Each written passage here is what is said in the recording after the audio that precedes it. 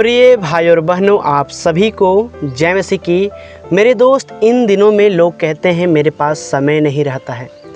मेरे दोस्त, मैं आपको कहना चाहता हूँ, आप भले ही बिजनेसमैन हो, आप भले ही डेली मजदूर करने वाले लोग हों, लेकिन आपको समय निकालना पड़ेगा। किन बातों के लिए? वचन के लिए, प्रार्थना के लिए, आराधना के लिए, संगति के लिए।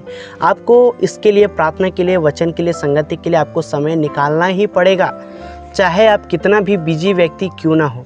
और आपको अपने समय को मैनेज करके चलना पड़ेगा, क्योंकि अभी जो हम लोग जिस युग में जी रहे हैं, ये अंतिम युग है। यीशु मसीह कब आ जाए किसी को नहीं पता, यहाँ तक कि यीशु मसीह को भी नहीं पता है, क्योंकि यीशु मसीह कहता है, यहाँ तक मुझे नहीं पता है, सिर्फ पिता को पता है। सिर्फ परमेश्वर को पता है कि यीशु मसीह किस दिन इस पृथ्वी पर आएगा। इसलिए कहता है, जागते रहो और प्रार्थना में बने रहो। मेरे प्रिय भाई बहनों, हम लोग एक वचन को पढ़ेंगे और उसी वचन के मुताबिक आज के वीडियो के अंदर चर्चा करेंगे। जैसे कि हम लोग पढ़ते इफिसियों के 5 और 16 में, यहाँ पे वचन ऐसा बताता है, अवसर को बहुमूल्य समझो। ये सेक्शन में जब हम लोग पढ़ते, क्या लिखा है? अवसर को बहुमूल्य समझो। सचमुच में हमें एक एक मिनट को बहुत कीमती समझना है। मेरे दोस्त, जब मैं अपने जीवन में, खुद का जीवन में देखा कि आखिर मैं जो काम कर रहा हूँ, उसके बाद जो समय बच रहा है, उसको मैं कहाँ इन्वेस्ट कर रहा हूँ, ऐसे करके मैंने धीरे धीरे अंश करके मैंने खुद को बदला है और बदलने की कोशिश की है। और परमेश्वर का धन्यवाद करता हूँ, परमेश्वर ने मुझे साथ दिया कि मैं वहाँ से निकल पाया। मेरे दोस्त, एक एक मिनट आपके लिए बहुत कीमती है। मैं बस आपसे इतना ही कहना चाहता हूँ, यदि आप नौकरी करते कोई दिक्कत नहीं है, जॉब करते कोई दिक्कत नहीं है, डेली मजदूर करते उससे भी कोई दिक्कत नहीं है, आप बिजनेसमैन हैं कोई दिक्कत नहीं है, लेकिन आपके पास ज़रूर समय बचता होगा। उस समय को व्यर्थ में ना उड़ाएं। जैसे रील देखना, ये अच्छा चीज़ नहीं है, क्योंकि हम मसीह है और हमें संसार से अलग होना है। संसार के लोग क्या करते हैं? स्क्रॉल पे स्क्रॉल। दोस्त, मेरे जीवन में भी ये था और मैंने निकालने की कोशिश की, प्रार्थना की, और प्रभु ने मुझे धीरे धीरे करके मुझे निकाला है। यकीन नहीं कीजिएगा, जब मैं फेसबुक में था, एक स्टोरी लगाता था और उसको दिन भर चेक करता था, कितने लोग मुझे देखे, नहीं देखे, और इस तरह से मेरा समय बहुत ज़्यादा ख़त्म हो जाता था।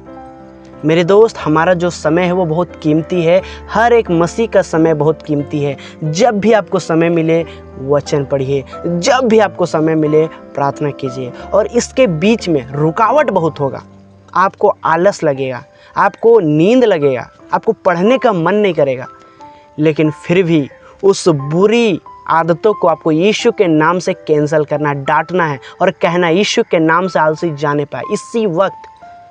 और आप जब उस पावरफुल वचन को इस्तेमाल करेंगे, प्रार्थना करेंगे, तो आपका जीवन धीरे धीरे परिवर्तन होता चला जाएगा। मेरे दोस्त, मैं जानता हूँ ये सामर्थी वचन हम जब पढ़ते हैं तो शैतान हमें डिस्टर्ब करता है ना, हर एक बातों के लिए डिस्टर्ब करता है। मेरे दोस्त, हमें डिस्टर्ब नहीं होना है, हमें लड़ना है हर एक परिस्थितियों में। चाहे हमारे साथ दुख हो, परेशानी हो, चाहे हमारा जीवन बहुत कुशल से चल रहा हो, हम बहुत सुख की, चैन की ज़िंदगी काट रहे हो, फिर भी इसको हमें डिनाई नहीं करना है, इसे हमें नेगलेक्ट नहीं करना है, इसे हमें छोड़ना नहीं है, इसके साथ चलना है। मेरे दोस्त, हमें अलग होना है और हर बातों में अलग होना है, क्योंकि हम संसार के नहीं परंतु परमेश्वर के हैं। वचन ऐसा बताता है, यीशु ने अपने लहू को बहाने के द्वारा हमें खरीद लिया, हमें मोल ले लिया है, हमें खरीद लिया है अपने लहू को बहाने के द्वारा। मेरे दोस्त, उस लहू का कीमती तो हम चुका नहीं सकते हैं, पर जो समय हमारे पास है उसे हम प्रार्थना और वचन और प्रभु के साथ हम उस वक्त को बिता सकते हैं। मेरे दोस्त, मैं आपको 1 सप्ताह का टाइम देता हूँ, आप अपने आप को बदल के देखिए। यदि आप प्रार्थना नहीं करते, वचन नहीं पढ़ते, संगति नहीं करते, आप 1 हफ्ता आप रेगुलर हो जाइए।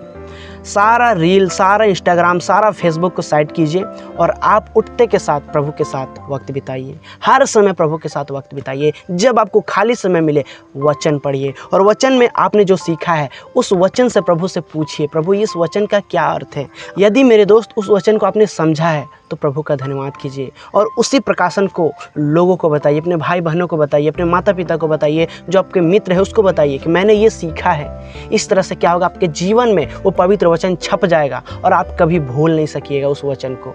और हर मुसीबत, हर परेशानी में वो वचन आपको याद आएगा कि वचन पे ऐसा लिखा है।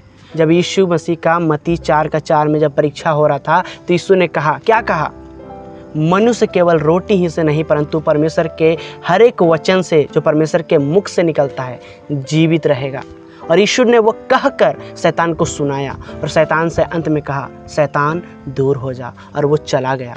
जब तक आप इसको अपने जीवन में याद नहीं कीजिएगा और इसके अनुसार आप प्रार्थना नहीं कीजिएगा, याद रखिए यदि आपके जीवन में दुष्ट आत्मा आ गया ना तो आपको भगाना बहुत मुश्किल हो जाएगा। भगाने का एक ही तरीका है, वचन आपके अंदर हो और आप वचन से शैतान को डांटें, वो भाग जाएगा, वो निकल जाएगा। याद रखिएगा, शैतान आपको नहीं पहचानता है, क्योंकि हम शैतान के सामने कुछ भी नहीं है, लेकिन वो परमेश्वर को जानता है, परमेश्वर का वचन को जानता है। शैतान हमसे नहीं डरता है, परमेश्वर का जीवित वचन से डरता है। इसीलिए मेरे प्रिय भाई बहनों, अवसर को बहुमूल्य समझे। जितना भी आपके पास समय मिलता है उस समय को परमेश्वर के साथ बिताने का कोशिश करें। और इन दिनों में मैं इसी चीज़ों में लगा हूँ और लगातार मैं इसी चीज़ों में रहूँगा। और मेरे दोस्त, मैं भी इसी चीज़ों को लेकर सीरियस हो चुका हूँ और प्रतिदिन जो मेरा समय है वो प्रभु के साथ होगा, वचन के साथ होगा, प्रार्थना के साथ होगा।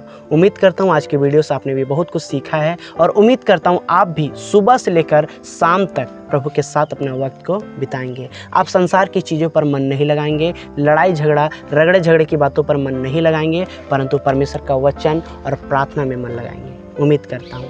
चलिए आज का वीडियो यहीं तक। आप सभी को प्रभु यीशु मसीह के नाम में जय मसीह की।